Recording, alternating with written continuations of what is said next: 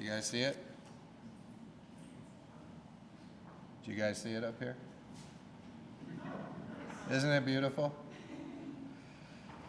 So, I know a lot of people watch on the Midwesterners stream and on the House Republican stream. They can't see it, so we put it right here.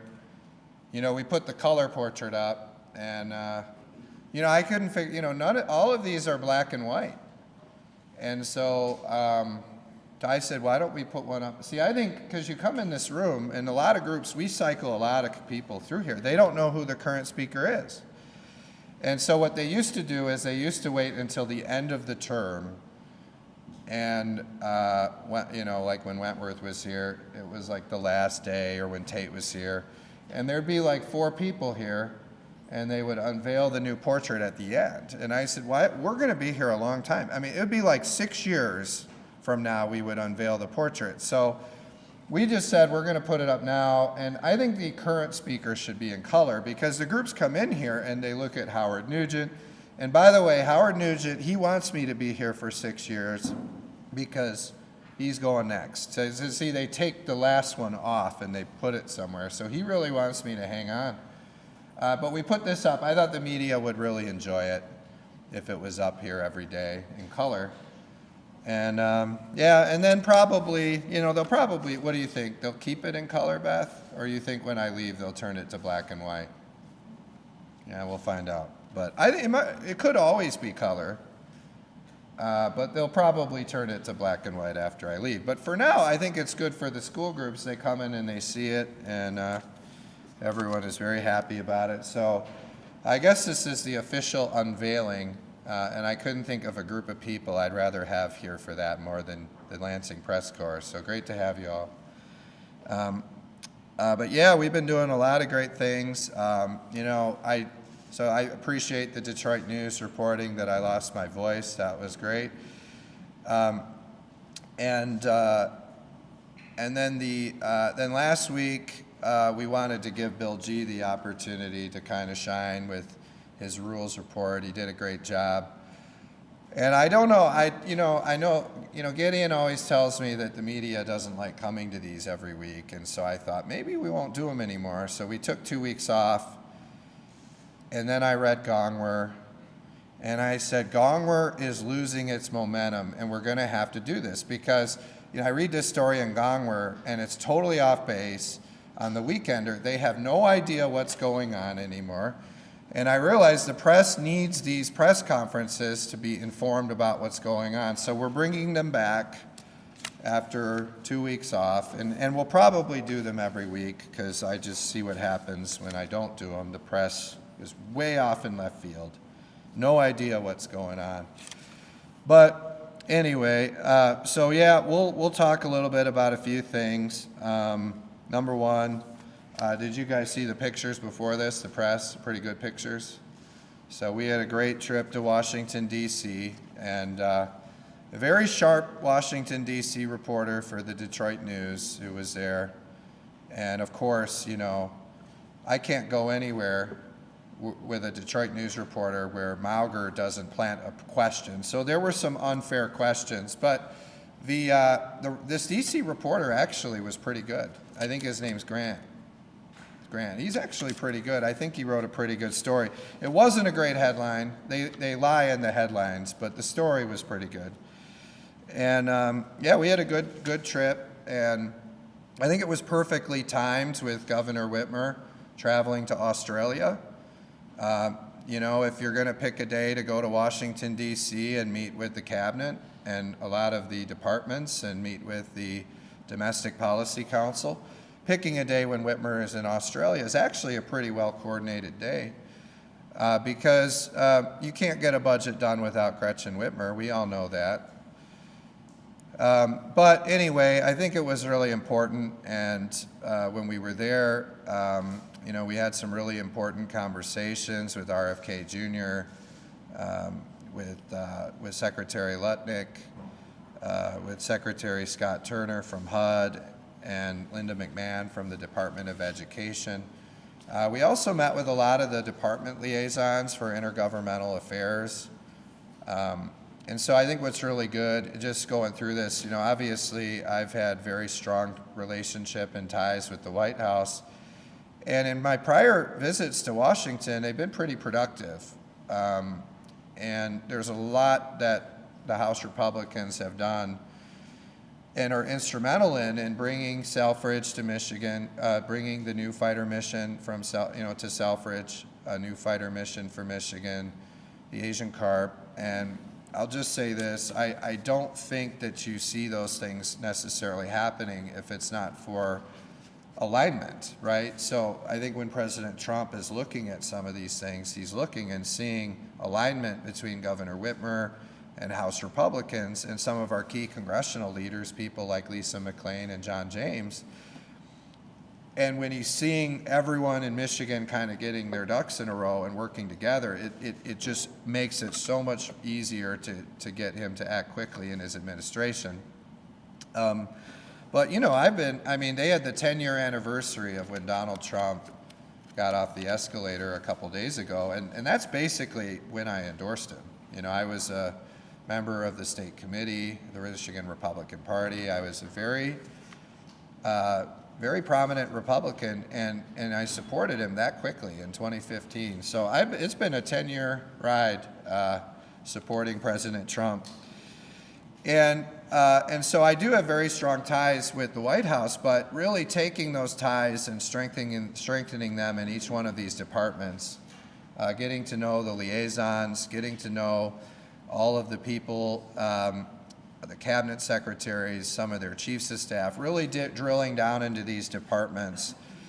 And then, with me, before it was just me that had these really strong ties, but when you're amplifying that and you're bringing 40 legislators and you're strengthening the ties for them and you're building those bridges for them and doing that with a lot of county commissioners across our state, when you're doing that, it's just amplifying, I think, the opportunities for Michigan elected officials to really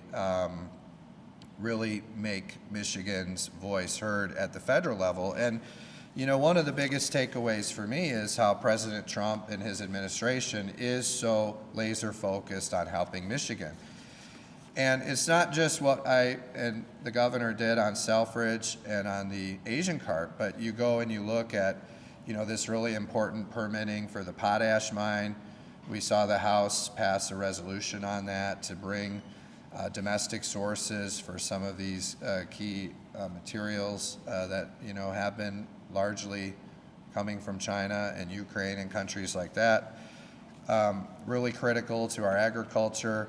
The work that I did with a few of our members, Luke Meerman and David Preston, really pushing to keep this coal plant open in West Michigan. And you saw Trump's Energy Dominance Council come through on that, which is a really positive thing for our state and really positive for our energy for the Midwest. You look at the speed up in permitting for Line 5 up in the northern Michigan, some really good things going on there from the Trump administration. And you've seen a lot of these resolutions coming through from the State House thanking President Trump for all of these really important things he's doing in Michigan that most of the media doesn't talk much about, because they just like talking about the controversy. But you're seeing every time that we go to President Trump on behalf of the people of Michigan and ask for his help on a really critical issue to our communities, he's delivering time after time. So I thought it was great, and I talked a little bit about it in the Detroit News, but just being there, having the opportunity to talk about some of the work we're doing in the House education budget with RFK Jr. You see our efforts in there to ban a lot of these dyes in the schools, in the school lunch programs, things that are linked to whether it's ADHD, whether it's obesity, whether it's diabetes, things that are linked to that for children, behavioral issues, banning a lot of those things in the school lunch programs. That was in our House education budget. We have legislation to do that on the floor. You see our efforts to get pop and other sugary drinks out of the SNAP program, the food stamp program. I mean, it's fine if people want to, you know, I drink Diet Pepsi sometimes at the press conferences, but, you know, if the government is paying for this, the taxpayer through food stamps, we want to make sure it's healthy, and we want to make sure it's healthier than the things that people are doing now. So there's a lot of alignment there, you know, with the Department of Health and Human Services. Obviously, you know, I think a lot of us are very supportive, especially me, of efforts to require people work or seek an education when they're receiving welfare programs like Medicaid. You look at this, and I think it's really important that, you know, I mean, these programs were created, let's say it differently. These programs were not created for able-bodied men to be on these systems for years and years and years. That's not what they were created for. I mean, you're seeing so many people on Medicaid. It's actually really difficult in many cases to get the services properly. It's very hard because, you know, not all providers accept it, and there's a lot more people on it than probably were intended when it was contemplated. We're looking, and they're on there for years and years and years with no end in sight. So for us, you know, there are a lot of people that should be on the program, and we want to protect that service for them.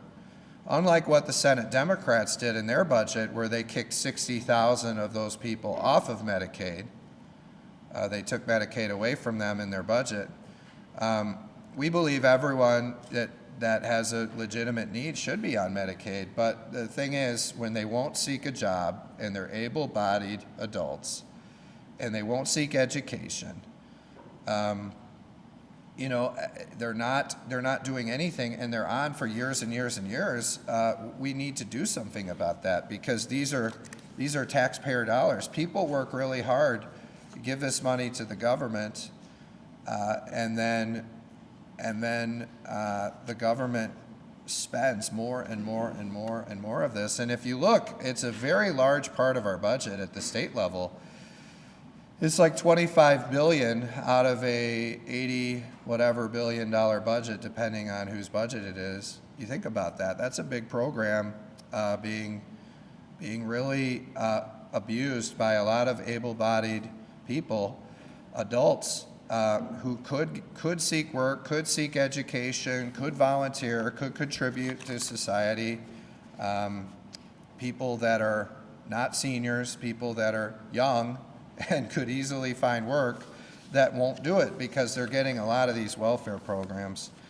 I'd also talk a little bit about the food stamps program. Some people call that SNAP, but I mean, it's the food stamps. You know, I mean, you look at this, I mean, Governor Whitmer and the state of Michigan have been paying this out to all kinds of people that are not eligible under the federal requirements, getting all kinds of waivers. I mean, really, waivers has become the norm.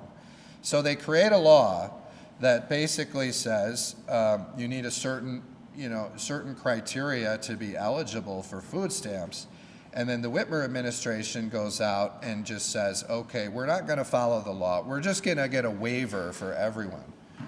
And they're paying it out to, you know, hundreds of millions of dollars they're paying out to people that really shouldn't be eligible and were not who the program was intended for. And then they complain when the federal government is trying to rein that in and ensure that the people that are most needy are the ones that receive it. So I actually applaud what President Trump and the federal government is doing, because we really need somebody to come in and rein in this out of control spending going on with the Whitmer administration. And, you know, whether it was the unemployment agency during the pandemic, whether it's all these welfare programs now, I mean, we see all kinds of fraud paid out. I mean, it was very interesting when you look at the the oversight subcommittee that Jason Wolford chairs on a lot of these public programs. And, they were able to go in there and apply for a bridge card using the governor's residence and a fake name, and you start looking at all of the holes in these programs. So we need people to be checking more for eligibility, checking every 6 months for eligibility for these programs. I'm not convinced that the Whitmer administration is doing all of the proper checks that are needed to ensure that only eligible people are receiving welfare programs, whether it's food stamps, whether it's Medicaid, whether it's cash assistance, something we saw the Democrats expand on their way out last year. There are hundreds of millions and billions of dollars of welfare programs, and we just want to make sure that the eligible people are receiving them, because we're trying to get value for your tax dollars. So if Governor Whitmer won't do it, thank God that President Trump and the federal Congress is going to step in and require them to do it through fines and through other policies forcing work requirements. Something that the people of Michigan really support is work, seek an education, or volunteer. Do something if you're an able-bodied young adult, especially the single men, getting welfare. It's just unbelievable. So the abuse continues, but I'll tell you this, Jason Wolford is doing a great job with his subcommittee, and they're going to keep looking into this and finding all of the fraud, all of the examples of the Whitmer administration not doing the proper checks to ensure eligibility, and when they're not paying out accurately and timely, it's not good. I think we had a really good few conversations with Secretary Lutnick. It's very clear that Trump's tariffs are working. When I was at the Detroit Chamber Conference, I talked to a number of suppliers, automotive suppliers, who were telling me because of Trump's tariffs, we're actually getting a lot of inquiries for new manufacturing opportunities with a lot of the OEMs and with some of the bigger suppliers. And they would tell me privately that President Trump's tariffs are working. I also look at the recent announcement by General Motors that they're taking some from Mexico and other places, manufacturing and bringing it back into the United States, into Michigan and into a few other states. Very interesting that Orion plant, which Whitmer paid out hundreds of millions of dollars to turn into an electric vehicle plant, will now be a plant manufacturing internal combustion engine cars, big pickups, big SUVs for GM. It's very interesting, but thanks to President Trump and his administration, the tariffs are working, and we're bringing automotive manufacturing back to the United States, something that Democrats and a lot of people in the media said would never happen. It's happening. I also heard a lot while I was there at the conference about the real opportunities because of President Trump's policies with China and the drones. We're seeing some opportunities here too to really be a national and international leader on drone manufacturing. So, I certainly encourage his administration to continue helping us achieve that here in Michigan. I know we have an Air National Guard base down in Battle Creek that's doing a lot in terms of drones and UAVs and things like that, and that would be a great place to really expand. So that would be a good thing. We had some great conversations with Secretary McMahon and the Department of Education. You remember the day that President Trump signed that important executive order announcing that that they were going to empower the states and start taking the federal Department of Education and removing parts of that and moving it down to the states and to the local level. That day, we passed a House resolution thanking President Trump and thanking Secretary McMahon and making sure that the federal government understands the state of Michigan is ready to step up and take ownership fully over our education for our kids. And allowing the state to be empowered to do that is a really positive thing. And one thing that I think is really important that I talked to Secretary McMahon about is, we need this funding from the federal government to come down to the states, and we need to empower the states. And one thing that is very clear is there's a lot of bureaucracy in that. And it's tough. I mean, you look at all the grant writing and everything else. I mean, that is a lot of money that goes into grant writing and all that. We're not going to have any of that anymore. When this is fully executed, the money will get pushed down to the states, and the states will have a lot of discretion on how we're going to spend that grant money to ensure that all the federal money is spent appropriately to help our local schools here in Michigan. And I think Michigan is much better situated to make these decisions than Washington, D.C. So I was really happy about that. You look at, remember when Gretchen Whitmer passed her administration new rules that would increase the cost of housing by 15% in Michigan? Just a few weeks ago, they rushed that through. And so you see a ridiculous regulatory environment in Michigan under the Whitmer administration that's really making the cost of constructing a home much more expensive. And so we had some really good conversations with Scott Turner, the director of HUD, talking about affordable housing, regulatory reform, and some of the great things in the big, beautiful bill on opportunity zones and great things there. I think talking with the Domestic Policy Council, there's a lot of alignment. I'm really hopeful that we'll get more guidance from the Trump administration on these sanctuary counties and sanctuary cities across Michigan. We see Kalamazoo County as a sanctuary county. Wayne County's making progress, but they haven't quite got there yet on their detainer policy with ICE. And then what happens?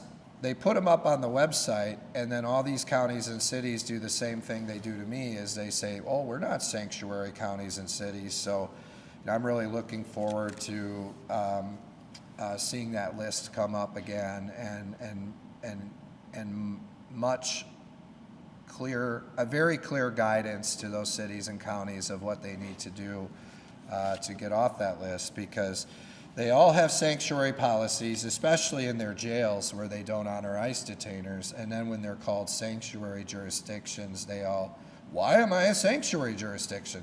Well, because you have sanctuary policies, especially in your jails where you don't honor ICE detainers. So I'm really pushing and encouraging the Trump administration to come out much stronger on that. We need to do more about these prosecutors that are not enforcing laws. And I'm hopeful we'll see more from the Trump administration on that, and we can partner with them on that. So there's a lot of really great things going on. The tariffs are working. I think there's a lot of great things going on in the Trump administration, and there's a lot of things that that we shared with them about helping the state of Michigan. So it's actually a very productive trip. And I hear Democrats constantly complaining about the budget, the federal budget, and then they attack me when I go talk to the people making the decisions. It's very strange, those people. But, and I'd say this, just kind of an observation, when, the Democrats point out all the time that, 40-some% of our state budget is federal money. And in some states, I think it might be over 50% of their budget is federal money. If you stop back and think about that for a second, is that a good thing? Because the bigger percentage of a state's budget that is federal money, the more control the federal government has over the states. And when it's 60% of our budget or 55%, why do you even have a governor or a state legislature at that point? I mean, if you're really thinking about it. I mean, we have 50 states, and they're supposed to be laboratories of democracy, and they're supposed to be differences between the states and competitive, and you're supposed to be able to look to other states and their policy ideas, and then the best ones kind of rise across. It's supposed to be kind of an experiment where you can try new things that aren't happening in other states, and then people can live in the states that most kind of align with their values. And there should be differences between a state like California and a state like Texas, right? But the more and more control that the federal government takes over the states, the fewer real decisions that the states get to make, and that's not a good thing. And I think one of the central parts of Donald Trump's administration and his philosophy is restoring the control to the states, empowering the states. That's called federalism. And really bringing in a group of state legislators and talking about empowering the states, and really starting to take some of that power back from the federal government is really a conversation that's well timed. It's long overdue, and really is what was the intent of the framers of the Constitution. So it's a really positive thing to have President Trump so focused on that. I mentioned, and I don't know why the press is so fixated on this, but I think you guys have reported many times about conversations and meetings that I've had with Winnie Brinks and the governor, so they are happening. And there's one happening today, which most of you know. And there was one last week, which most of you know and reported on. So there are conversations going on, and I don't know. I mean, if the most important thing going on in Lansing is accusations that meetings aren't happening when you know they're happening, I don't know. That's probably another reason we needed these press conferences, honestly. You guys need something to write about. But there are meetings going on, and this is pretty normal. I mean, the principals meet, the leaders, and they try to set some parameters, and then, Darren Camilleri and Tim Kelly have been talking, and you'll see them continue to talk and negotiate a budget. So, I don't know. Yeah, you see this quote. I was very concerned when I saw this quote, and MERS didn't report this quote, but most of you did. And we're willing to blow through the deadline. That's the July 1 deadline. Sarah Anthony, the ultimate Lansing insider. We're willing to blow through the deadline. Okay? So what happens for all this time? They're not going to pass a budget. They're not going to pass a budget. Then we pass a budget next day. We're going to blow through the deadline, Sarah Anthony, right? I mean, I'll just say this has been going on, ever since I first came up here and told you guys. You saw Mallory McMorrow, before the election, say that if you accuse me of a government shutdown. And you've seen this consistently through the entire term, led by Mallory McMorrow, but now Irwin's saying it, and they're all saying it. They're accusing me of trying to shut down the government. That's what they're saying. But in reality, they never intended to do a plan by July 1. I've been listening to this chatter around Lansing for weeks where Winnie Brinks has been telling lobbyists around town that she has no intention of doing a July 1 budget, and the reason is because she thinks it helps her leverage politically. And you all probably hear that stuff too. You have sources. That's what their plan has been all along, is not to do a budget by July 1. And truthfully, on many of these things, they want a government shutdown, and they think that they'll win that argument. Now, if you remember, we passed a government shutdown prevention plan in February. And to me, because I saw this coming from them, because this is consistently what they've been telling people in the press and behind the scenes, is that they think it helps them politically to have a government shutdown. In February, we passed a government shutdown prevention plan and said, look, we can take these issues off the table in February. We can fund our local schools up to a level until we get a budget done. We can fund our local police our local governments, we can fund the veterans' homes, we can fund the state police. We can take all of those issues that people are most concerned about, and we can take those off the table in February. And then we can work through this stuff, and when we get it done, we get it done before September 30th, hopefully. And they have taken no action on that. Instead, they just try to frame it in a very false way, which some of you fell for, but they try to say it's a budget and it's a cut and all this. It was never that. It's just legit trying to get some of these most critical issues for the people of Michigan off of the table, because our veterans, our local police, our local governments, our state police, these should not be pawns. Our school kids, our teachers, they should be not pawns in a political shutdown game. We showed in February we can fund all that stuff. None of that is the target of any cuts. We need to fund that stuff. That's why we put it on the table in February, and at any time they could pass the government shutdown prevention plan. Now, we also passed an education budget, and we passed a university and community college budget. I don't think the Democrats thought we would do that, but we did, and we've given ample time for negotiations. It happened last week. We're meeting this week. We're going to meet a lot. And I'm hopeful that Winnie Brinks and the Senate Democrats will think long and hard about some of the things that they're saying around town and some of their political strategies, and I hope they really will come to the table and try to get this done by July 1. I've always preferred to get this done by July 1. I just am dealing with a group of people that are not serious about getting it done. So I've told you, I don't think it'll happen by July 1.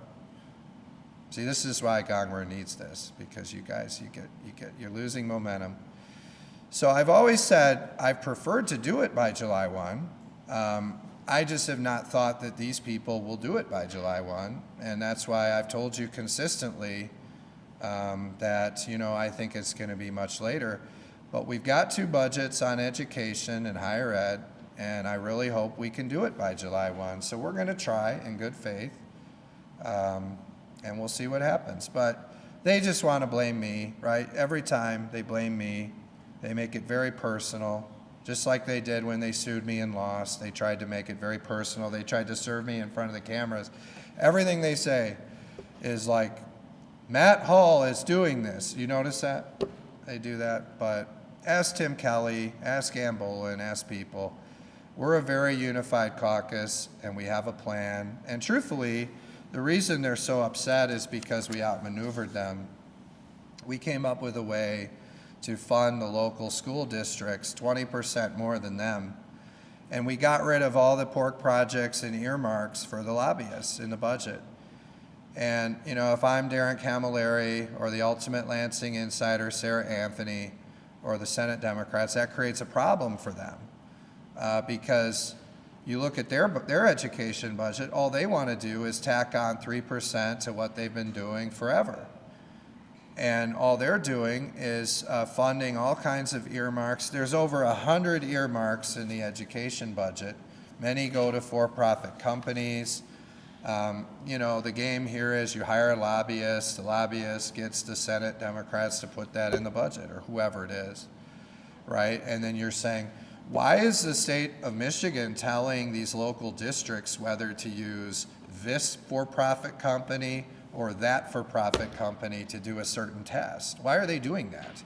Why is the state of Michigan telling these local districts they should use this for-profit company for algebra or that for-profit company for algebra?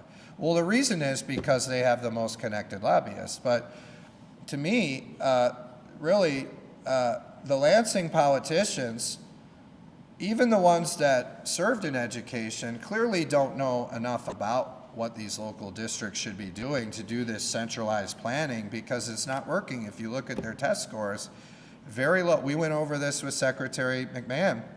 Michigan has very low test scores on reading and on math and many things compared to other states. So this Democrats and Republicans in the past, politicians, trying to centrally plan this and regulate this for every school district with over 100 earmarks directed at the local districts, that's not working. And so I really applaud Tim Kelly and the House Republicans for saying, you know what, we're going to get rid of all these regulations.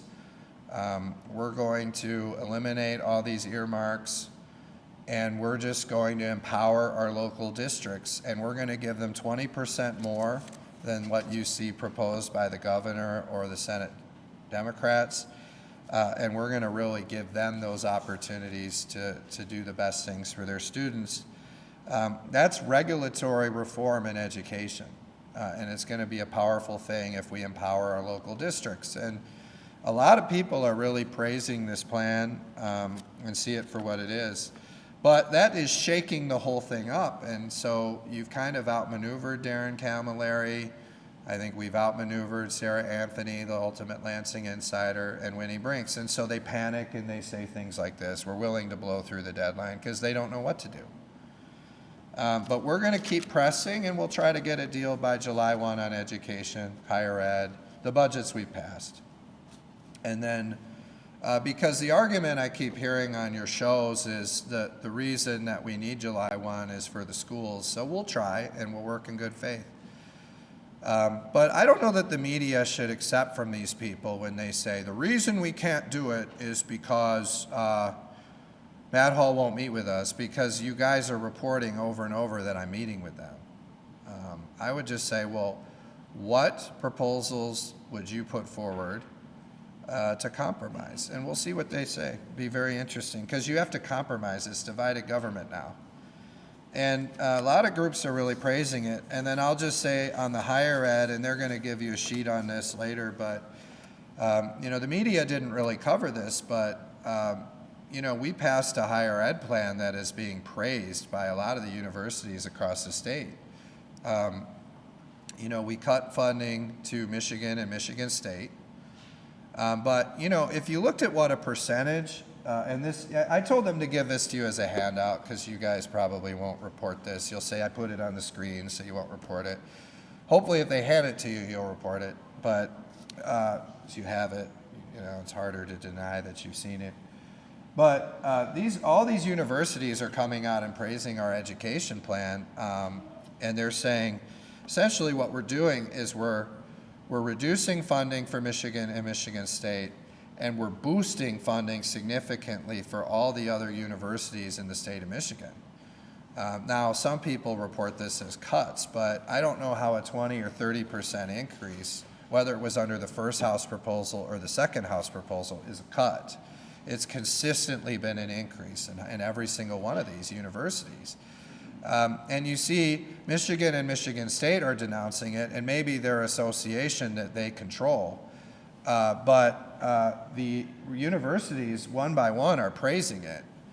All of them, pretty much. And essentially, if you look at the University of Michigan's budget, and I mean, they're getting more in their interest on an endowment, I believe, than our appropriation to them every year. Okay, so for a university like the University of Michigan, the state allocation is actually a very small percentage of their budget. Now, if you compare that to one of our regional universities, it's actually a very high percentage of their budget. And if you saw the numbers and said, okay, if you go to Michigan or Grand Valley, how much do you get per student? They're very different. And why are they different? The reason is because of which politicians were powerful in the 1970s and 80s. That's what our higher education budget is based on. It's like Don Gilmer, who's the guy, Jacob Betty in the UP, whoever represented or went to the University of Michigan and Michigan State. I mean, that's what the higher education budget is based on. So rather than who are the most connected politicians in the 70s and 80s, we should do our higher education budget more based on, where is the need and what are the universities doing. I really believe that particularly the University of Michigan, if this House budget passed, I bet you they would raise more money privately from their donors. They have raised billions of dollars than any state appropriation. honestly. But our regional universities, they can't do that, whether that's Central or Western or Northern or Eastern, Saginaw Valley, Ferris. They don't have those kind of donor bases, and they're actually educating Michigan high school graduates, something that the University of Michigan really isn't. I think you look at this fiasco with some of their board members and Santa Ono, and you say, this university is on a pretty bad track, and if Santa Ono is too conservative for this university when he's actually very liberal, and you saw what happened to him in Florida, who's the next president going to be? And what direction are they going to put that person on? So I think that we need to see a university president at the University of Michigan who's going to put them on a much better trajectory. I think we need high school graduates going to our Michigan universities. Michigan high school graduates going to our Michigan universities. We shouldn't be paying hundreds and hundreds of millions of dollars to subsidize out-of-state students and international students, which is largely what the old model was doing. Now, I think that the University of Michigan should really rethink their policies, and they should be focusing on bringing more Michigan high school graduates in. It should be a much higher percentage, like it is at all these other universities. And they can, try to talk about the endowment and all that stuff, but they have very large donor bases, they have very large endowments, and they can offset any cuts we make to them, honestly. I don't see their policies heading in the right direction. I think Santa Ono was trying to move them in the right direction on the DEI. They got rid of him. So I think there's a lot of questions about the future of that university on those programs. You see all of these problems we're having with the Chinese nationals that they're bringing in, some that seem to have allegiance to the CCP. We've had multiple people now connected to the University of Michigan smuggling things in that would be very bad for our soil and for our agriculture to do research for China. It's very interesting. So, there's some things that need to happen there to crack down on that and to put Michigan first. I just look at it and say a lot of our regional universities are doing some really good work on bringing in high school graduates. Remember, our goal is to bring in Michigan high school graduates into Michigan universities and then to get them jobs in Michigan. And one of the differences in philosophy, I think, between House Republicans, myself, and Governor Whitmer is how do you grow Michigan's population? You go back to that population council report, and really, if we're getting Michigan high school graduates that are here, people that are already here, and we're losing those people, they're going other places for college, they're going other places for jobs, that needs to be fixed, right? That to grow Michigan's population, you have to retain as many of those as possible. It's a lot easier and it's a lot cheaper to do it that way than kind of what you see Whitmer doing, which is let's pay hundreds of millions of dollars to companies out of state to come here. You gotta, right, in order to grow the population, we have to stop this leaking, and we have to keep our Michigan high school graduates here. And I think University of Michigan could do a lot more to partner with us on that. And I think you see the House Republicans feel strongly about that. But I'll tell you this, the people of Michigan feel really strongly about that. They've seen universities like Michigan, and in some cases Michigan State, become much more out of touch, much more elitist. They've seen them look the other way on sexual assault and many things. And, and like Michigan State, you would never get away with that if you were anything other than a university, and how it's gone on for so long and how poor their board is managing their university. You'd never get away with it. But I still think they're probably better run than the University of Michigan, and so they didn't get as big of a cut. But you look at our regional universities, they're stepping up into this void and they're actually educating people. And in most cases, they're not focused on DEI and all these weird cultural experiments and changing the society. In many cases, they're focusing on just educating Michigan high school students for a career. And so, and they have a much bigger financial need. But you look at this, right? I mean, look at Wayne State University. And by the way, these are not, it's not they're in a Republican district or a Democrat district, but you see how they're applauding our efforts. They think it's very important. They recognize it's an increase in operations and it has a benefit to the state. So you see a lot of positive things going on, and you see the universities have different views on this. A lot of them see what we're doing and are very positive, even though Michigan and Michigan State aren't.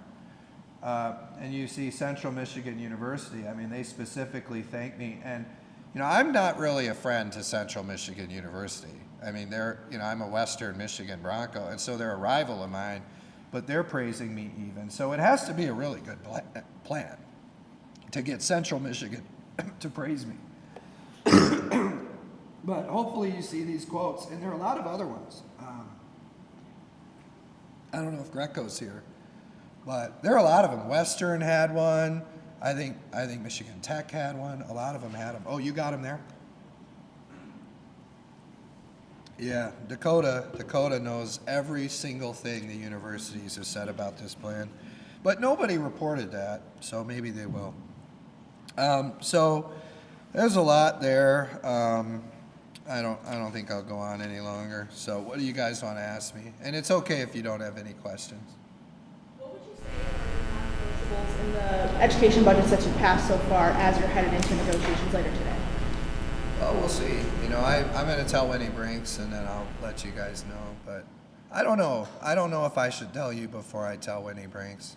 What do you think? She thinks I should. But you know what it is already. You have that in mind.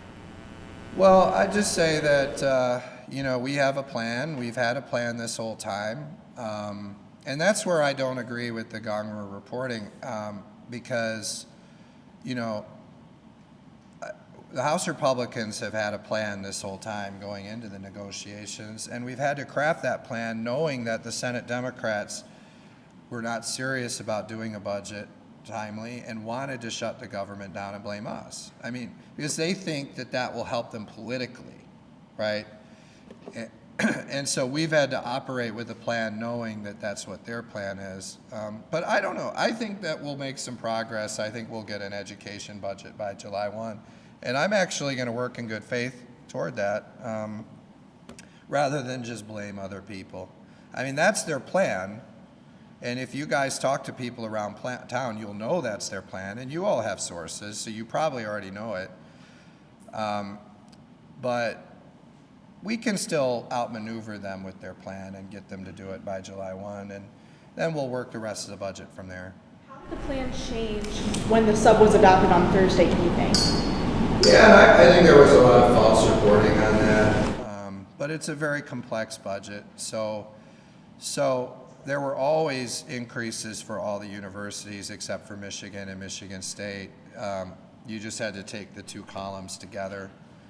So when we came out with the second sub, I just put it all into one column because it was too complicated for some of the press to understand. But now you can't deny that there are increases because there's one column, and the one column makes it very clear of the increases. So actually what happened is the increases actually were a little smaller. They were like you guys, do you have the numbers? Say on the first version, it was like a 39% increase for Wayne State and Western and Northern Michigan and Michigan Tech and all of them. Then it became like a 26% increase. So they were always increases. The press reports it as cuts. It was never cuts. So I just figured if we put it in this one column instead of have it in two columns, you guys will have to report that they're increases. And then with the quotes from the universities saying they're increases, you'll have to report their increases. They're actually big increases, between 24 and 26% increases for every university. And then the other change is that it went from, say, a 3.5% increase for higher ed to a 2.6% cut overall for higher ed, pretty much all of which came out of Michigan and Michigan State. And you had something back here. Yeah. Thanks. Should a consideration be made, obviously talking primarily, I guess, about U of M and MSU here, but not exclusively, should a consideration be made for universities that do a lot of research, that are, essentially research universities? I think that the priority in funding, you need to look at a few things. This is not a formulaic, is that the word? Is that a word? Or did I make that up? Formula. And, Jordan's one of the most intelligent people in the Capitol, so I'll trust you on that. Formulaic. Yeah. I bet you'll put that quote in there. But no, she is. She's really intelligent. So thank you for that. So formulaic, it wasn't formulaic back in the day, and this one's not formulaic. It's just, you kind of look at the policies, right? Michigan isn't educating enough Michigan high school graduates. They have a very poorly run board. They pushed out a university president who was probably the best one they've had in a long time. Even though he was very liberal, he was much more conservative than the direction they want to go. They clearly want to go in a more radical left direction that's going to put a target on their back. So I appreciated what they were doing on DEI and some of those things to try to move away from some of those radical left positions, and then they ousted their president, and now they're on the wrong track probably. I don't like what they're doing with bringing in so many Chinese nationals that we're now learning are not properly vetted, clearly. I mean, we want international students, but they're not vetting them properly because the ones we keep finding are doing very, very bad things. So I think they need to rethink their focus as institutions and really thinking about how do we accomplish, if we're going to get investments, big investments from the state of Michigan, if they care about that, then how are we going to get good return on investment for the state of Michigan in terms of educating Michigan high school students and bringing those Michigan high school students into careers in Michigan and things that are practical. And when you talk about research, I mean, they're getting a lot of money in federal research grants, so they can go apply for federal research grants. And if federal research grants are more important to them than the money from the state of Michigan, that's a business decision they have to make. But the investment we make, which is actually a pretty small percentage for the University of Michigan compared to other universities, we're not getting a good enough return on investment for the taxpayer from the University of Michigan to justify the amount of money they're getting, and we're going to get a better return on investment for the taxpayer if we put that money into universities like Ferris and Western and Central and Northern and Michigan Tech that are actually getting a much better return on investment for the Michigan taxpayer. So are you saying that universities that their operations are research intensive, that should not be a consideration in state funding? No, I think that's a consideration for federal research funding. But you see, there are universities that are tier 1 research universities that are getting 24 to 26% increases, like Michigan Tech and Wayne State. But they're doing a better job getting good return on investment for the money we're giving them. And they need the money much more than University of Michigan or Michigan State does. They need the money much more in order to, fund their operations. They do. I mean, they need it much more. They don't have donor bases that they can go to like that and raise $1 billion. They just don't. Whether it's endowment or new money. And truthfully, if they want to fundraise off this plan, they'll actually raise a lot more money than what we give them. Yeah, Beth. Revisiting your comments from earlier, you said, for all the numbers and long columns that we Does that mean you would direct the HFA on how to prepare the analysis of that budget? No, what I'm saying is the way that they present it, that you guys got, was in two columns. One, what were they called? It was the plan, it was the original plan. Yeah, that was the HFA analysis. Yeah, there are two columns. Were you- And, no, I don't give them that kind of direction. What I'm saying is you put it in one column, so you do it the traditional way. So if you do it the traditional way, which is what is it called? Operational, whatever that line item is that's existed for probably 100 years, we just put it in that line item because it was easier for the media to understand than putting it into a way where some of it was based on, let's say, what was it called? It's not items anymore, but whatever the part was for like deferred maintenance and certain things. And then the other column was the scholarships. And when you combine those two columns, it's a 39% increase. But the media couldn't figure out you combine the columns, so we just put it all in one column and we did it the traditional way, which was the whatever the traditional way it's always been done, because the other one was too complex really for the press. So we put it in one column, but it's the same plan. We were never cutting the universities, honestly. So I would say the biggest change was going from 2.6% The scholarship cut portion to- was completely eliminated in the higher ed budget that was passed on Thursday. The scholarship portion was not part of the higher ed budget that was passed on That's Thursday. what I said, it's one column. We just did it the traditional way. The scholarship was part of the higher ed budget. On Thursday, it was not. This is Yeah, something but if you that had the Bowling was on scholarship with Thursday. the other column, it's a 38% increase, which nobody reported. So That's we because just that's not what collapsed it into passed. one column and said, we're just gonna do it in operations, because it's the same funding.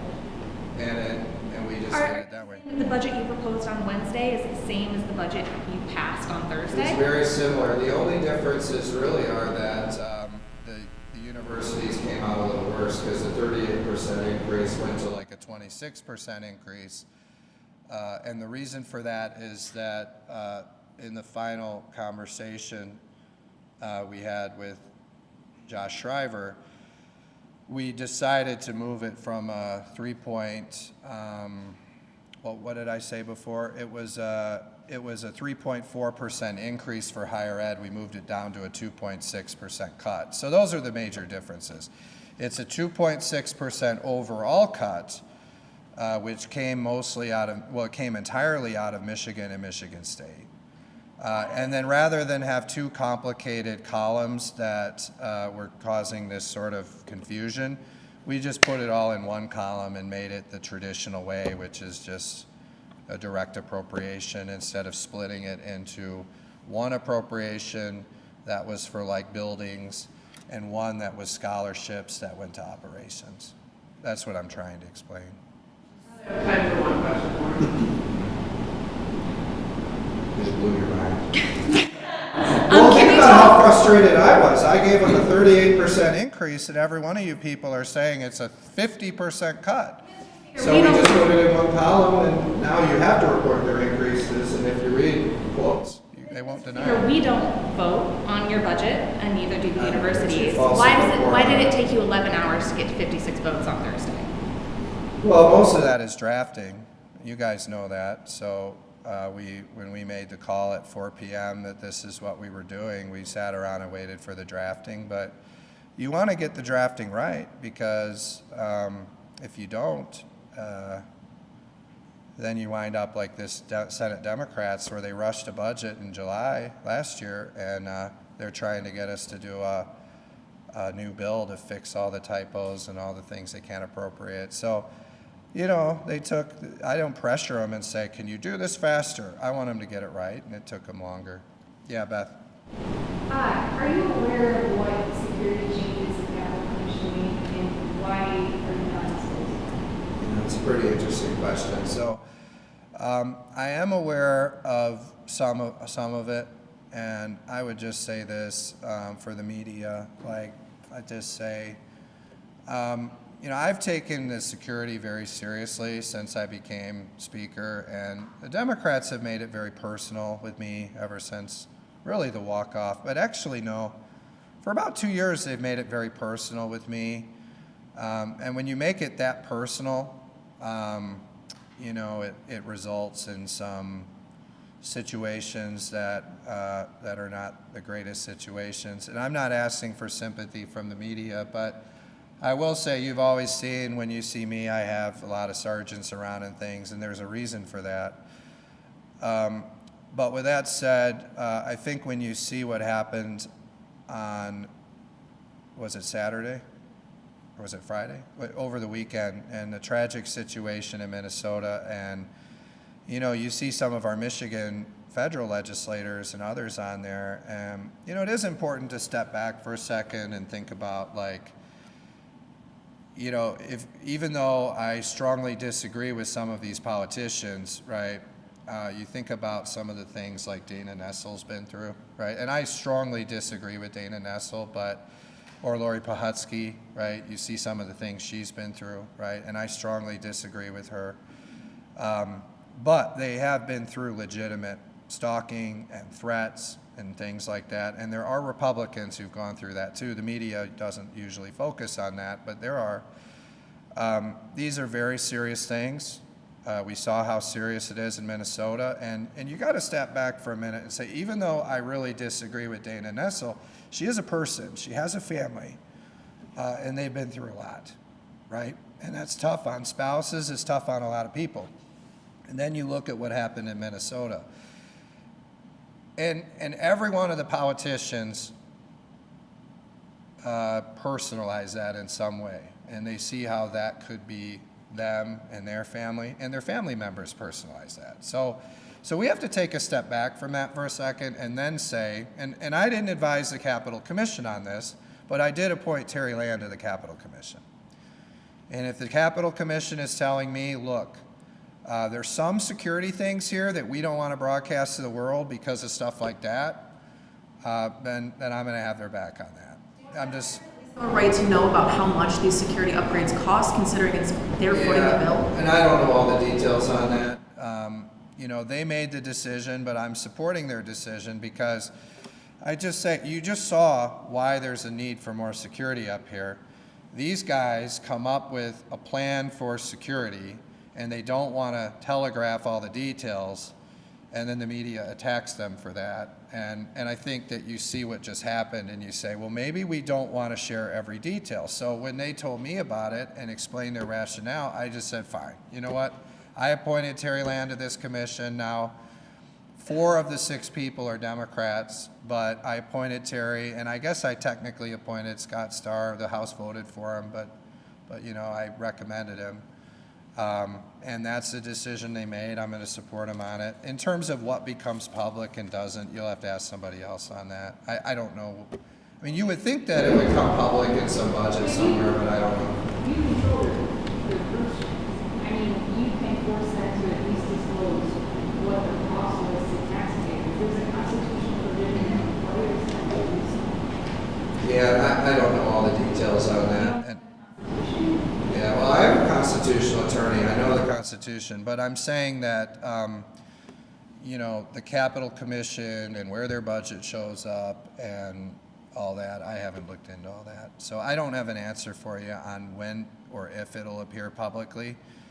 I just know that I agree with them on, I'm going to have their back on, it was their decision, but they have reasons. And that was before the Minnesota thing. And then I would just say that, you know, we take it very seriously here. It's something I've actually been working on for many months, is enhancing the security here at the Capitol in the House, because I do control the House budget.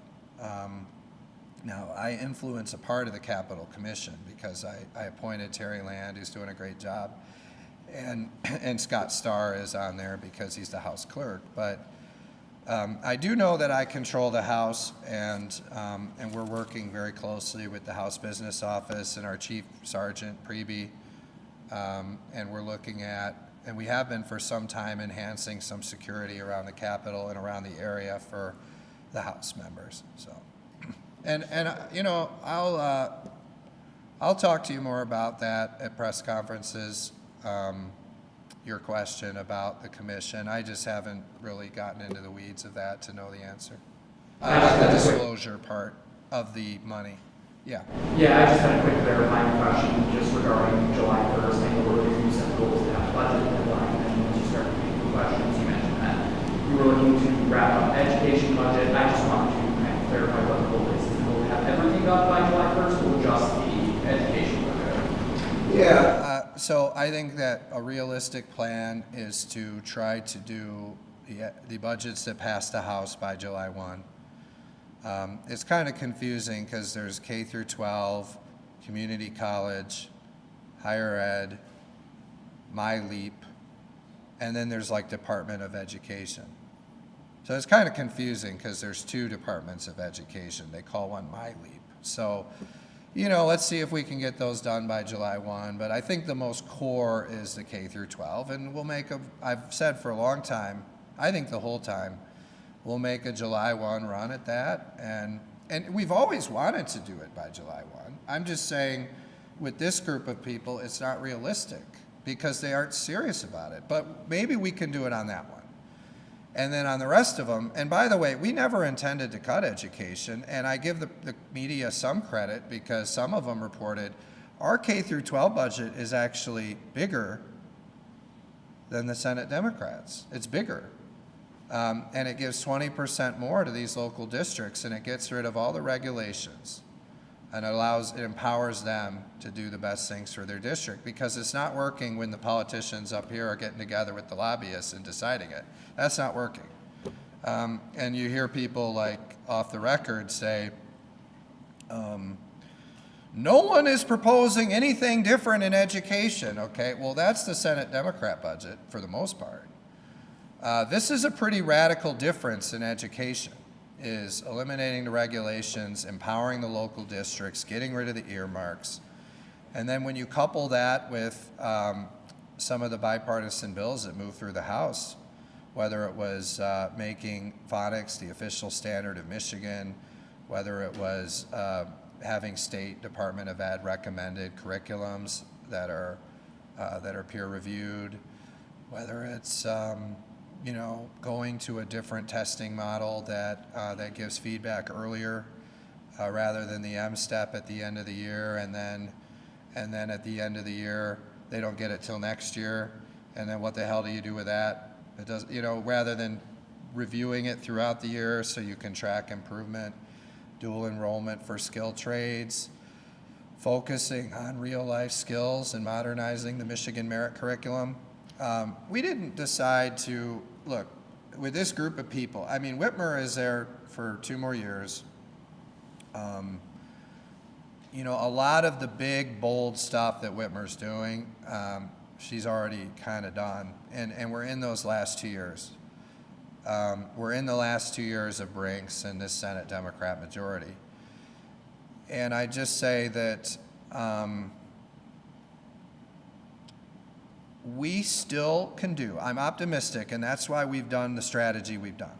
I'm optimistic that we can still make some changes that will really impact kids in our K through 12 system in a really positive way. But to me, it's by focusing on those bipartisan issues like we did here that passed with 70 votes, 80 votes, 90 votes, 20, 30 Democrats, right? Rather than coming up with a big, bold, partisan solution, all right? I think we can do some things that make it better. Maybe it's 20% better. And then we'll see as the next governor comes in what bold ideas they're bringing and what momentum they're bringing to do a 90% change. But I didn't think the right solution was to just wait 2 years, which is why we came up with probably 20 bills that would make incremental improvements now. And then when you couple that with an education budget that gives the power to the local districts, hopefully it works better than now. Yeah. A July deadline. Secretary Benson has said that she wants the campaign finance website fixed by July. Yeah. Is there any update on that process? Or like if it's going to cost the taxpayers any more money to fix it? No, that's you know, and then Jay DeBoyer and the House Oversight Committee are doing a great job on that, and the House Education or House Election Integrity Committee with Rochelle Smith are doing a great job on that. I think that you know, it's a concern. You saw how Tyler Technologies had, according to the reporting we've seen, the price keeps going up. It's interesting, it took a House Oversight Committee to pause that allegedly, pause some of those payments, but they still got paid a lot of money, millions, I think, and that's a concern. I've not heard any status update that gives me confidence that that Jocelyn Benson's gonna solve this problem anytime soon. But I know that Jay DeBoyer and Rochelle Smith are on that, and so I would encourage you maybe to follow up with them too and see what updates they've heard. Something changed regarding your desire to pass something by July 1. On Mackinac, you said that you thought it was going to be well after July 1 regarding the education budget, and that was okay because if we take our time, we're going to be able to do something much better, and we're going to finally fund all these priorities for Michigan. Did something change your mind about the new commitment to getting an education budget passed by July 1? There's no new commitment. I mean, I've been up here every week. What you said on Mackinac. Every week for many weeks, going back to January, saying the same thing over and over. And what I've been saying the whole time is Democrats want to shut down the government. They've been talking about it since before the November election. We passed a government shutdown prevention plan because we wanted to fund everything. I've never had confidence that the Democrats, because of the people we're working with, and you look at the quotes, that we're going to get something done by July 1. But I've always told people that I'll work in good faith to do it on some of them. But I don't have confidence that the Senate Democrats are serious. And I also see that, you know, in many cases in the budgets that we're doing, when you're digging into the programs and you're making cuts, which is what we're doing, not in education, but in many places, in order to get those cuts right and ensure you're getting the best value for your dollars for the taxpayer, it actually makes more sense to do it by September 30. You know, when you're really digging into the programs, you don't want unintended consequences to cuts. You want to ensure that you're getting the most value for your dollars, and in many cases, these departments are not forthcoming in giving us the information timely because they don't want the cuts. Education's not an area where we're making any cuts, honestly. We're actually increasing it much more than the Democrats did. And we're going to make a good faith effort to do schools by July 1, but you know, the rest of it, I think we're all going to benefit, and the taxpayers are going to benefit from September 30th. So hopefully that helps you. So any other questions? All right. Thanks, everybody. You guys missed these?